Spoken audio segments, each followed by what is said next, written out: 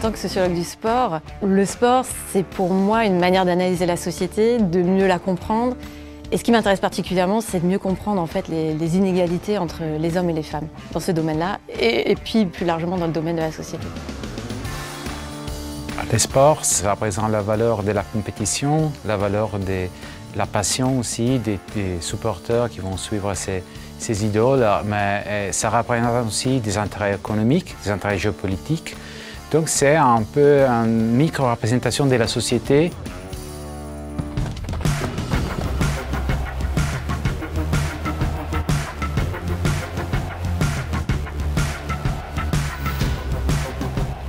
Le sport, c'est un terme très large en fait, qui englobe à la fois le sport de compétition, qui peut être professionnel, qui peut être sport d'élite en équipe nationale, le sport de masse ou dit amateur pour tous.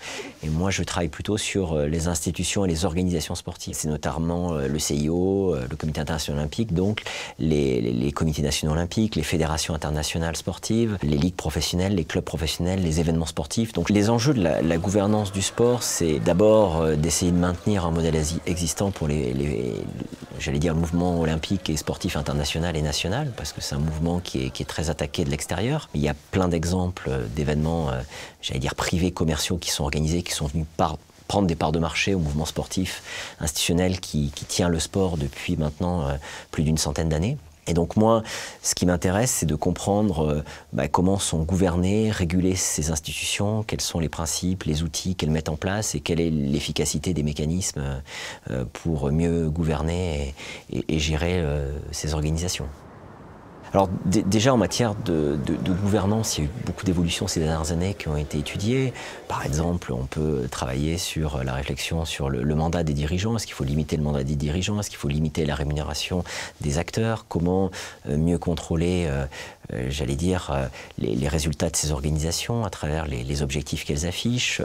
Et ce qui est intéressant, j'allais dire, pour un chercheur, en tout cas, moi, c'est l'axe que je me suis donné de recherche, c'est de comprendre leur performance, qui est assez complexe, elle est composite. Il y a des performances sportives, des performances économiques, des performances financières, des performances médiatiques, mais aussi des performances sociales et sociétales. C'est-à-dire beaucoup de ces organisations, que ce soit des clubs professionnels, des fédérations, cherchent à avoir un impact sur la société. Et donc, comment on peut mesurer cet impact, comment on peut en rendre compte, c'est ce qui m'intéresse aussi en termes de meilleure gouvernance de ces institutions.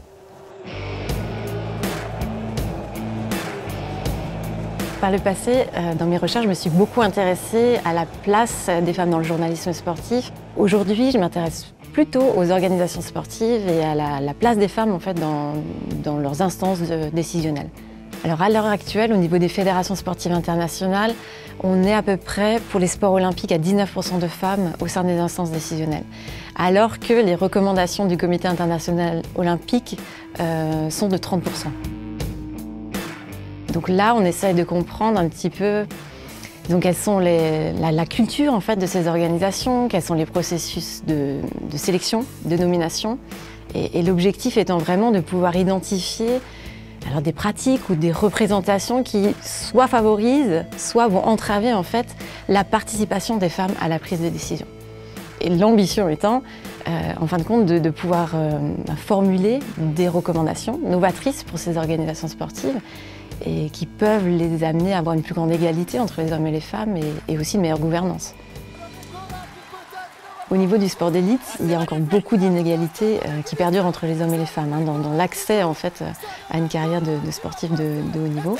Mais on voit aussi des avancées positives. Alors, par exemple, sur la médiatisation du sport féminin, on voit que les journalistes, maintenant, dans la formation, sont vraiment plus sensibilisés sur la question d'une médiatisation plus importante en fait, du sport féminin, que c'est important parce que ça a un impact, et aussi sur la manière dont on parle des sportives. Et ça, c'est essentiel, qu'il y ait moins de biais, moins de stéréotypes aussi quand on parle du sport féminin par rapport au sport masculin.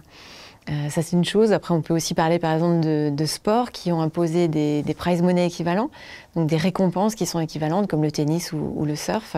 Ça, c'est aussi des petites avancées qui montrent qu'on est quand même sur un chemin plutôt positif.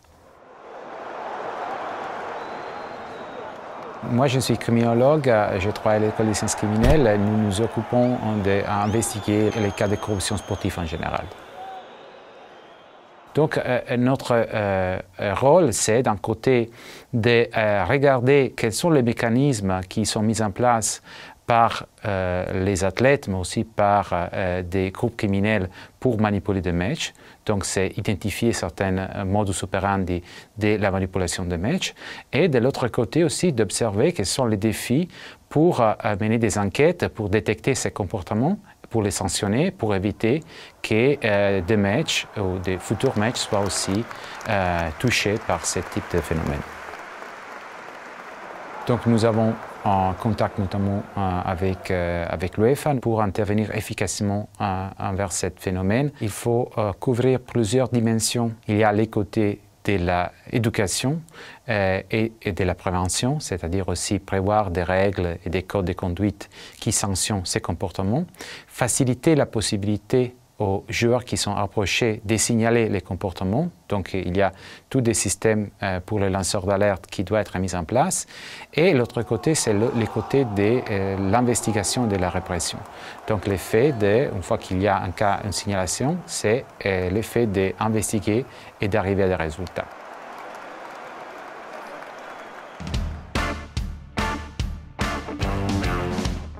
Le sport, en fait, c'est un objet qui se porte vraiment bien à des approches pluridisciplinaires. Et moi, par exemple, en tant que sociologue, je m'appuie beaucoup sur les travaux de collègues historiens qui ont analysé comment est-ce que les organisations sportives se sont mises en place, se sont développées.